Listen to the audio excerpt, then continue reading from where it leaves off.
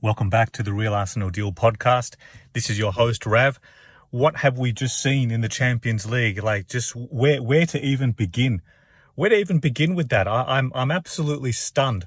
I was taking notes through a pre-match. I was going to discuss things like lineups, tactics, formations, how we're going to come out of this tie across the 180 minutes, and pretty much a lot of that just got ripped up. A lot of my structure, even for this podcast, was just blown away as Arsenal on the field were blowing PSV away. It was wild.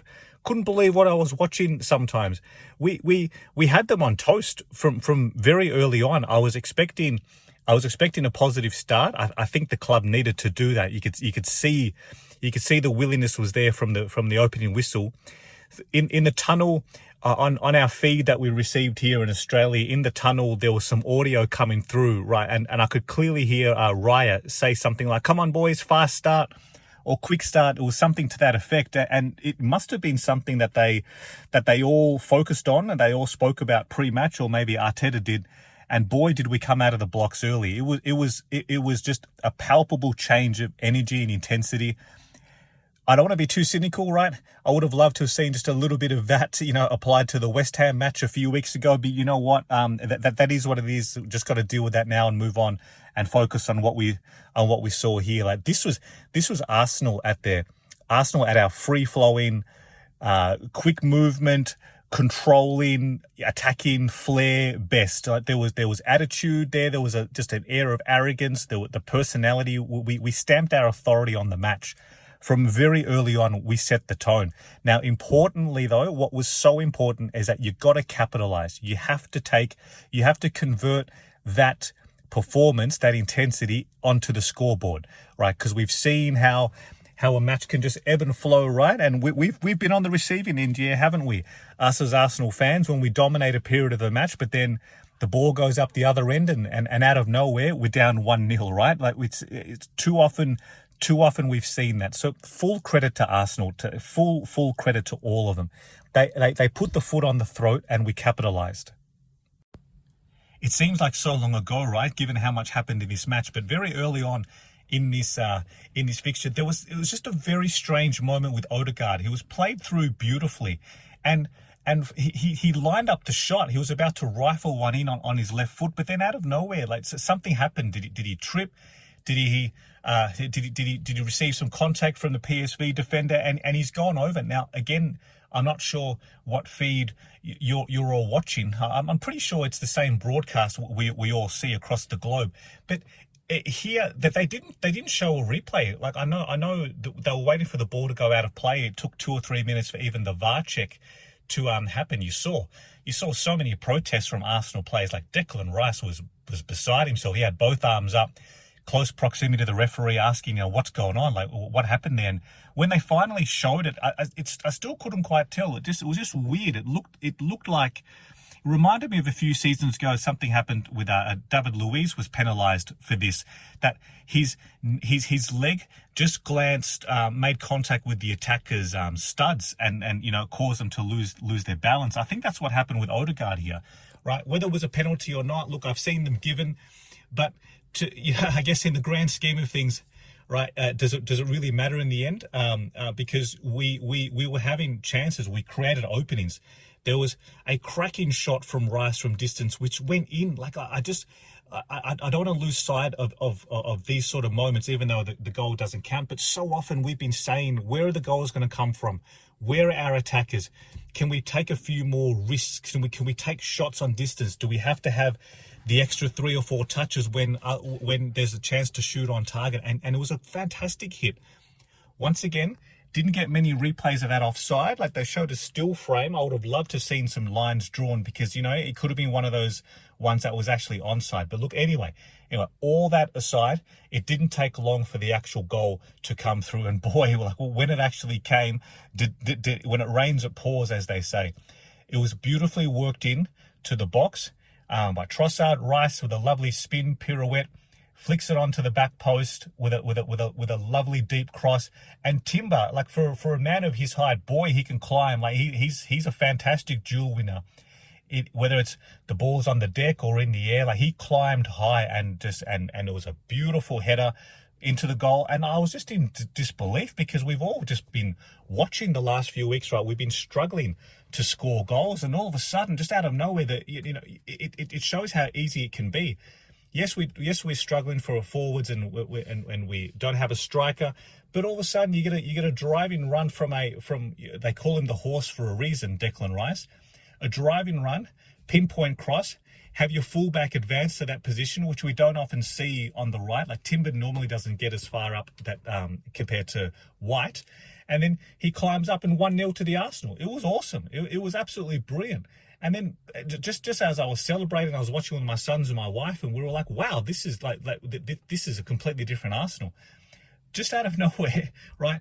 I was actually literally typing a message as it happened in front of me, and I'm so glad I didn't get too distracted by my phone, and I was watching, because once again, in a similar position, we've worked our way into the box, and this goal was made in Hayland. This, you could hang this in a museum. This is going to be something that's going to be replayed and spoken about a lot in Arsenal folklore, especially as the careers of these two youngsters continue to blossom. Lewis Skelly to Wanyeri, he doesn't even break stride. Minimal backlift, and that shot, I tell you what, if the net wasn't there to catch it, that ball would still be going. It'd still be traveling. He absolutely rocketed it. It was a thing of beauty. It was majestic. And it's unsavable. Yes, he's from point blank range and he shouldn't miss, but there's a way to hit the ball as well. And the way he hit it with such authority, with such conviction, pardon me, he's 17 years old. He absolutely smashed that ball in. Now, he's our third highest goal scorer this season. Third highest. He's 17. Just behind Saka and Havertz, and unfortunately, given their long-term injuries, I see Wanyeri continuing to add to that tally, and he'll probably end up being our highest goal scorer this season. Who saw this coming? He's 17. It is magnificent. I'm so proud of him.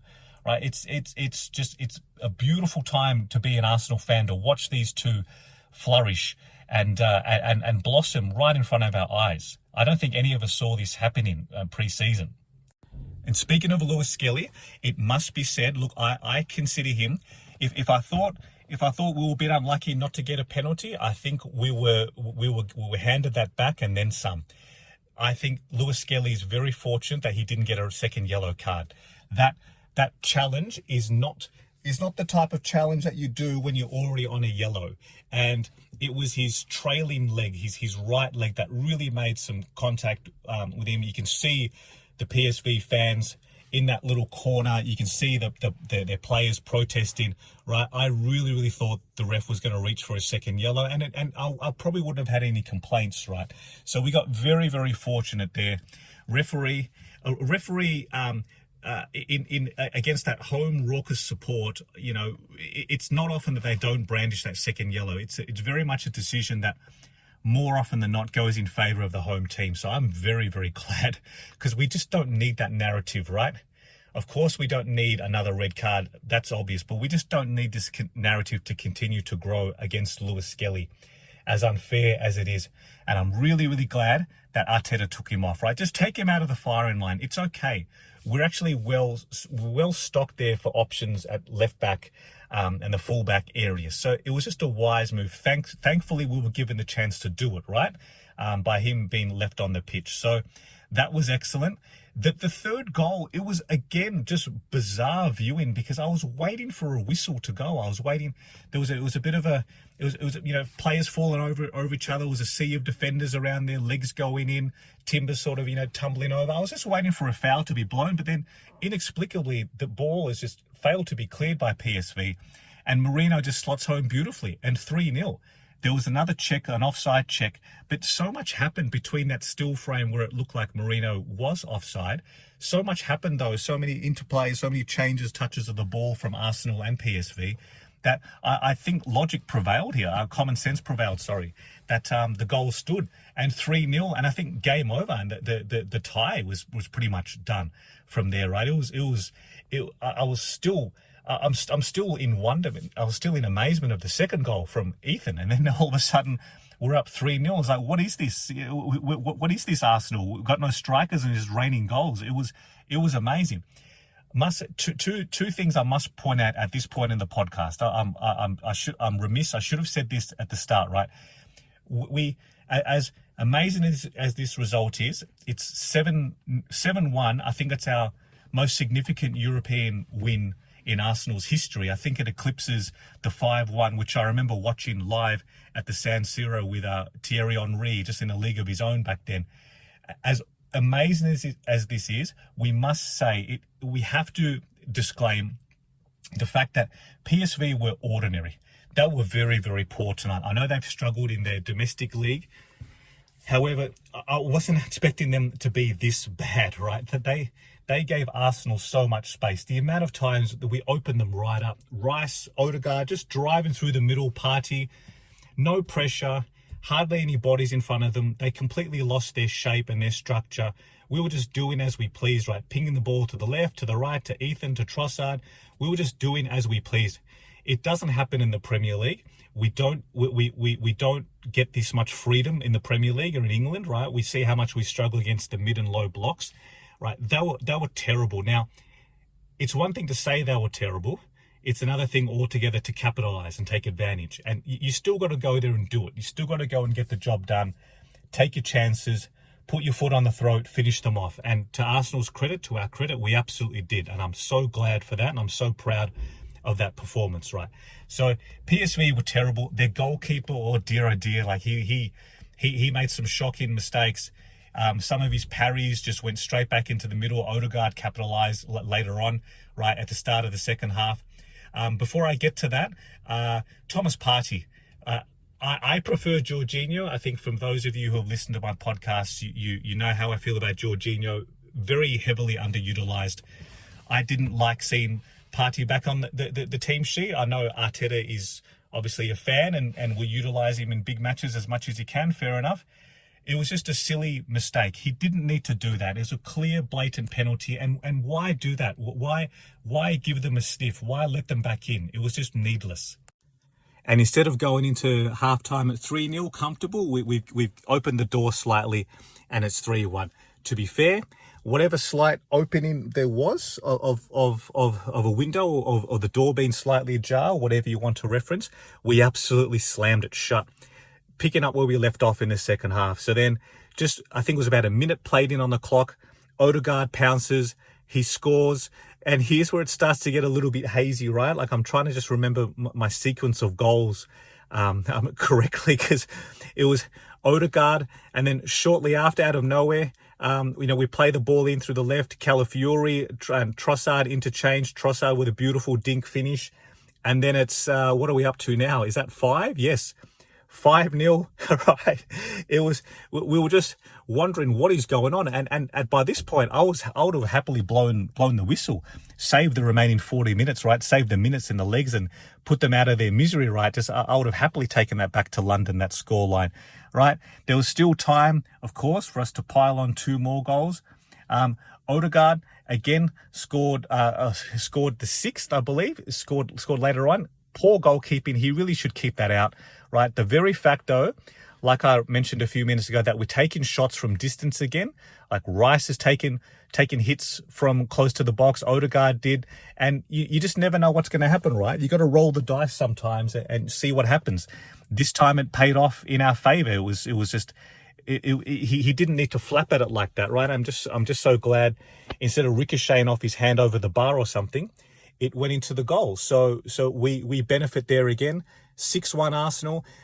There's still time for a 7th, right? Calafiori, he's worked his way in. He's seen the gap, seen the space, drives into the box. Another beautiful finish on his right foot, tucked in on the inside of the post, and it's 7-1. And I think we're all just watching, wherever you're watching in the world, we're all just amazed. Like, what is this? Who is this Arsenal? 7 goals when we've struggled to score 1 in the last few weeks, given our injuries and so on. So it was just brilliant, like just amazing, just such a needed victory for the club. I was really hoping to see now more than ever, I thought it's a great opportunity just to give some minutes to some of these youngsters. Nathan Butler-Oedeji, who has been waiting in the wings for so long for some meaningful minutes. I thought he can come on, take some minutes off the likes of Trossard or Marino, protect them. But of course, look, Arteta, he has his ways. He brought on Sterling. I think he's still somehow trying to cling on to some hope of playing Sterling into form. Sterling's first touch, again, look, I'm not going to redo the whole Sterling thing, but he just doesn't even try to go around a defender anymore. He just runs straight at them and just gets dispossessed because they don't even have to tackle right. They can just stand still and he runs into them.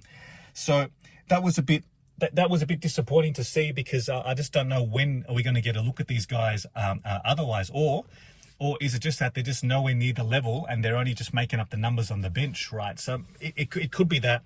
Arteta obviously knows more than anyone else. He watches them on the training pitch every day and is aware of their ability and their capacity to make an impact. So, well, let's see what happens in the second leg, right? Because we're up 7-1, and without being complacent or without being unprofessional and disrespectful to the opposition, right? We all know that we wouldn't delve into that, right? But 7-1 in the second leg, that's a prime opportunity now to utilize some different players and different options to get the job done with a 6-goal buffer in the home second leg of the Champions League, right? We should be looking to do something different there, and because we've earned the right to, right? We've earned the right to do that by this performance, and that's some of the natural consequences that you gain from such a blistering performance like this, right?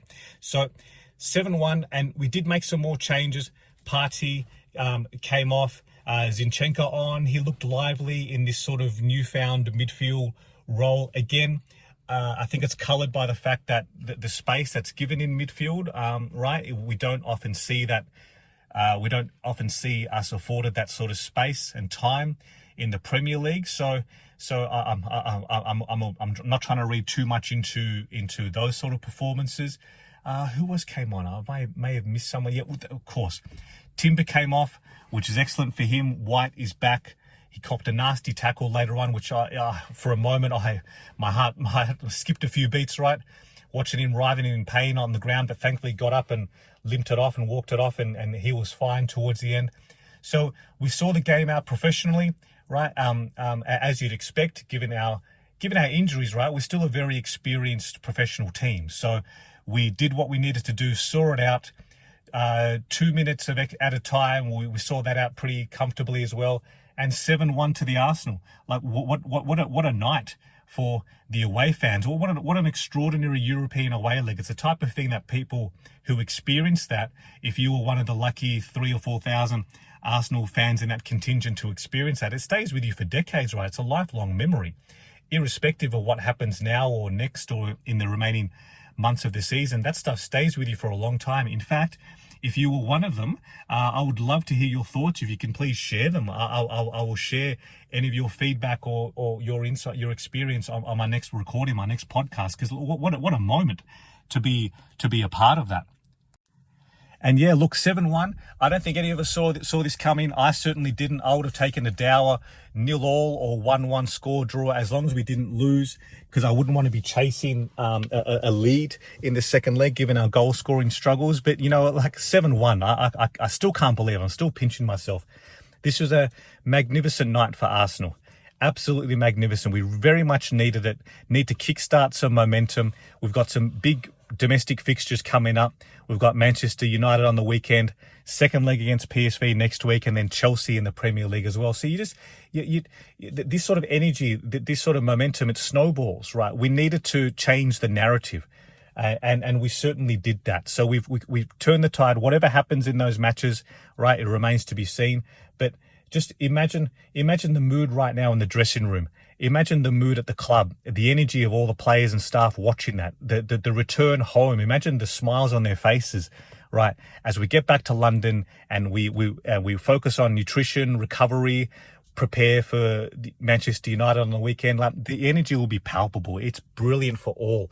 And look, I hope you enjoyed it as much as I did. I'm going to wrap this one up in a moment. Thank you so much for listening. I'll be back on in the next couple of days as we prepare and reflect on this match and prepare for the Premier League, return to Premier League this weekend. But for now, I just wanted to record this raw reaction. You can probably sense how excited I am, right? So I'm going to get this out, get this podcast published. Thank you so much for listening. Whatever platform you're listening on, I would very much welcome a like or subscribe, a comment with any feedbacks or thoughts, please. I welcome everything.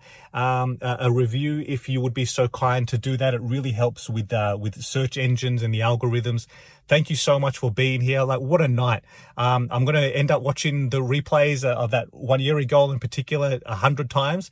And I hope you enjoyed it as much as I did. Thank you all for listening. Stay safe. I'll talk to you all soon, and come on, Arsenal.